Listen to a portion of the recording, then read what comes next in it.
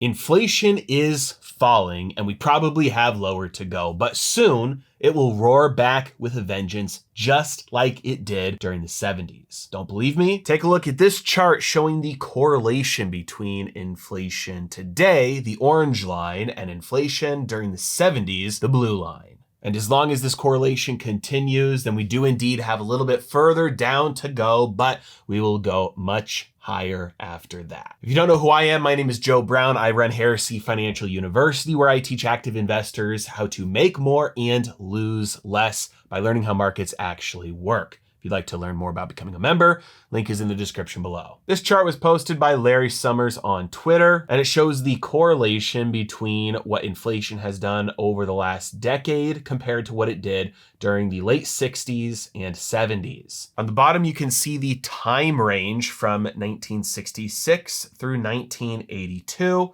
that shows what the rate of inflation did during that time. The axis on the right that goes up to 14 shows what the rate of inflation was, peaking at a little bit over 14% in 1980. The axis on the left shows the inflation rate of the orange line, which is from 2013 to June of 2023, so the last decade. It is actually eerie how closely these charts match up. And one thing that you'll notice is that, yes, as long as this correlation keeps up, that we do have a much higher rate of inflation for many years in front of us, but not quite yet, because there's about a 1-year period ahead of us where the rate of inflation should be moving even lower. This matches up with what I've been saying for a while, that we probably have deflation in front of us. Given all the macroeconomic factors going on right now, which I've detailed at length in multiple videos over the last couple of weeks, we have major headwinds,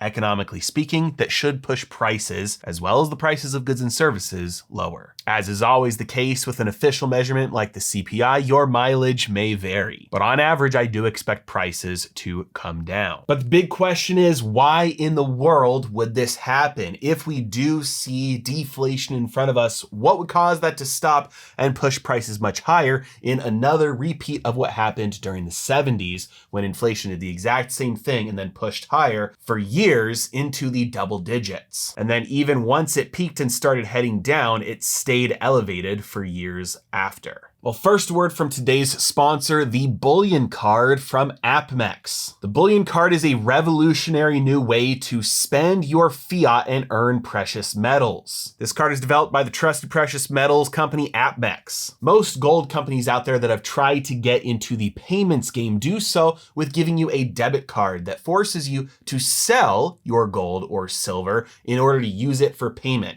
The bullion card from APMEX is the exact opposite. You don't want to get rid of your stack. You want to build your stack. What you want to get rid of is your cash, your dollars that your payments are being made in anyway. So why not use a credit card like you do already for all of your payments, but instead of earning stupid airline miles or cashback points or rewards at stores that you may never use, earn real money, gold and silver. And the rewards here are unbelievable, with 4% back in gold and silver on APMEX. And if you use the card anywhere else, you get 1% back in gold and silver. And the best part is, once you spend $1,500, you get 15,000 bonus points, which is worth $150. Now, just so you know what that means is that if you open up the bullion card and you use it to buy an ounce of gold from APMEX, with those rewards, you're getting that ounce of gold under spot. On top of that, they have an introductory rate of 0% APR for the first 12 months on purchases and balance transfers. Which, by the way, that means that if you have credit card debt on other credit cards, you're flushing money down the toilet to those interest charges, you do a balance transfer to the bullion card, you get to pay off your debt way quicker and easier without having to pay the interest for that first 12 months. Nice little hack to get out of debt quicker. Because it is a credit card, there are many other benefits, such as notifications and exclusive offers and flash sales, such as every once in a while they offer increased rewards on gold and silver purchases from APMEX. Carries all the protections and benefits of any other regular Visa credit card. Pause here to read everything. And it's dead simple to get started. First, you click the link in the description below, and that will allow you to apply to open up the card. Once you have the card, you can use it to pay for your groceries and your bills you're already buying, and buy precious metals from APMEX for those extra bonus points. As you accumulate points, you can then turn your points points into gold and silver by taking possession of physical metal through APMEX. The bullion card is literally a no-brainer for anybody who wants to stack precious metals easily by doing what you are already doing. Sign up with the link in the description below. So are there any fundamentals to support the fact that we are playing through a repeat of the 60s, 70s, and early 80s? Well, first we have to take a look at government revenue. And as your friendly daily reminder that government revenue is not profits, it's not earnings, it's not income, it's what they take from your paychecks through taxes. Year to date, they have collected almost $3.7 trillion in the fiscal year of 2023, which is down 10% from last year. Tax revenues typically go down during hard times and recessions, of which we are not there yet, which we would expect then tax revenues for the government to go down even further in the coming years. Despite collecting a staggering $3.7 trillion, they are spending much more than that. Year to date, they have spent $5.3 trillion, which is up 10% from last year. Spending on things that it's political suicide to get rid of, like Medicare, Social Security, the military-industrial complex, and much more spending that is only going up. So despite taking less money in taxes and that trend continuing down, they are spending more money and that trend continuing up. The difference between their revenue and spending is what we call the deficit, which year to date is at $1.6 trillion, which is up a staggering 122% from last year. Very simply put, the difference between that is called the deficit, which is what they have to borrow to make up that difference. The cumulative borrowing of every year's deficit is the national debt at a mind-boggling $32.7 trillion. It's no wonder then that interest rates on government borrowing are skyrocketing and are set to very quickly move to multi-decade highs. Just like you or I, if we were to borrow too much, lenders would demand a higher interest rate for being compensated for that increased risk that we might not be able to pay it back. The same thing happens with governments, and the same thing is definitely happening to our government. Of that $32 trillion, about half of it, $16 trillion, is set to mature in the next 2 years. Most of that $16 trillion was borrowed when rates were all the way down here near 0%, which means that for about half of the national debt in the next 2 years, the interest rate is set to move up from 0, 1, or 2% up to 4, 5, 6, or 7%.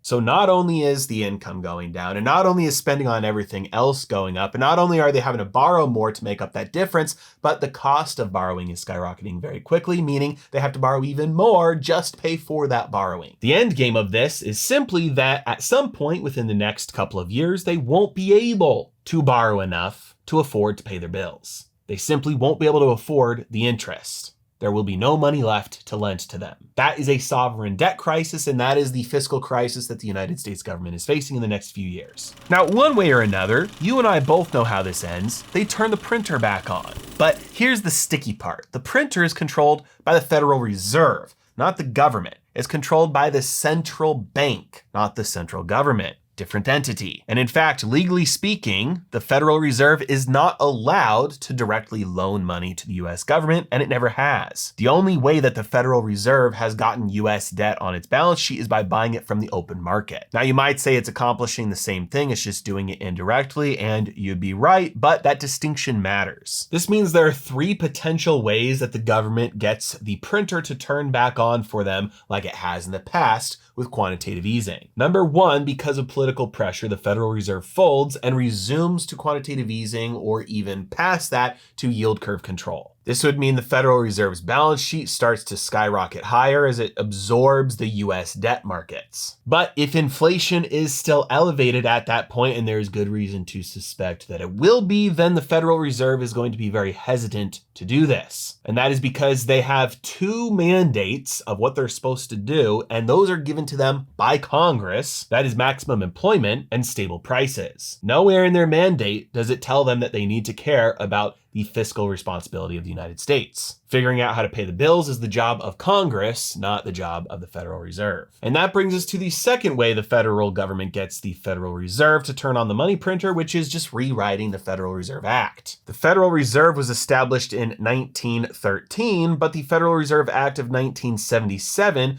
is what gave them their dual mandate of maximum employment and stable prices, which means that if push comes to shove, Congress could absolutely just rewrite this act and give the Federal Reserve a new mandate, which would be to fund the federal government. Now, there's always the chance that because of political unpopularity with a move like that, or because of divisiveness in Congress and one party or a few holdouts thinking that that's a very bad idea, which it would be a very bad idea, maybe Congress isn't able to get enough votes together to do something like this. And so maybe we have to go with the third option, which is some sort of banking crisis or some sort of crisis, financially speaking, that says, hey, we can no longer let the Federal Reserve just be an independent agency doing their own thing. We need to bring them under the control of the Treasury, under the executive branch of the United States. That way we can have more control over them, more oversight, more accountability. This would put the Treasury in charge of what the Federal Reserve does. And again,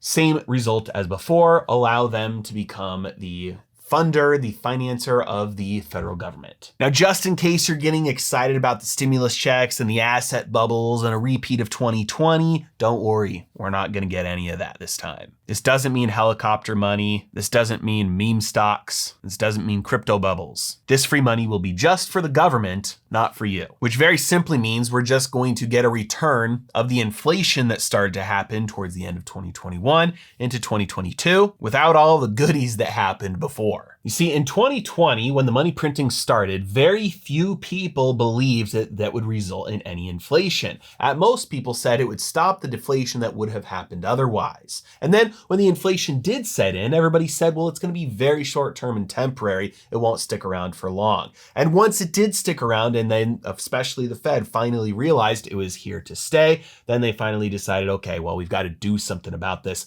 Otherwise, it could run away from us quickly. But now inflation expectations are more embedded into the system. We have an entire generation of people now that are used to inflation happening again. Inflation is something that hadn't really been a part of the United States since the 70s, and we had basically an entire generation that thought it wasn't possible. Economists and analysts and political pundits saying inflation is a thing of the past. We know that's not true now. It can happen. And it can happen very easily, and it can stick around for longer than people expect. Especially with the fact that there are other factors at play, like war, geopolitical allegiances changing, deglobalization, energy scarcity. All these things are like tinderboxes just waiting for a spark to land to send prices higher. This means that borrowing rates for individuals and corporations are going to be extremely expensive for the long haul for regular people like you and I. Even if the government gets that free, cheap debt from the Federal Reserve, nobody else is going to be getting that. The reason why borrowing rates for things like mortgages and car loans and even like credit cards stayed so low for so long, even after the money printing had happened,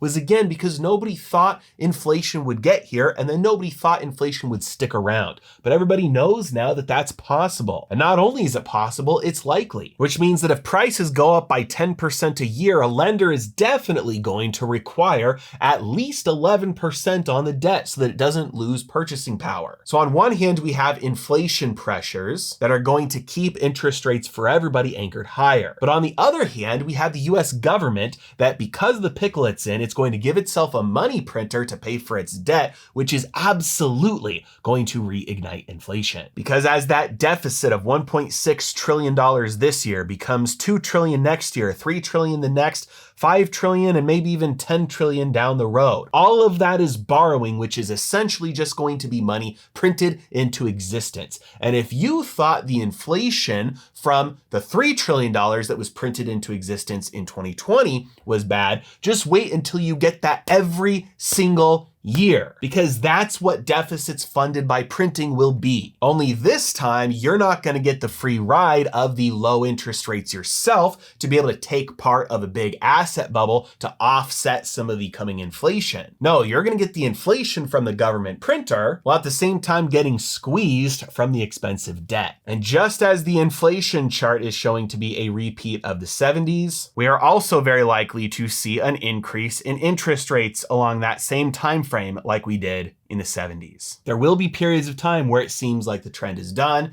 and things are subsiding, only to come back with vengeance. One of those time periods is now. We are in a lull, inflationarily speaking. And don't ask me if inflationarily is a real word. Right now, near-term inflation outlook is at the lowest it's been in 2 years for both the 1 year ahead and 3 year ahead and 5 year ahead timeframes. I think we still have lower to go for a very short period of time, but watch out, because after that, things are headed much higher. And if you'd like to join me and all the active investors that are members of Heresy Financial University in learning how to profit off of this madness instead of being scared of it, link is in the description below. As always, thanks so much for watching. Have a great day.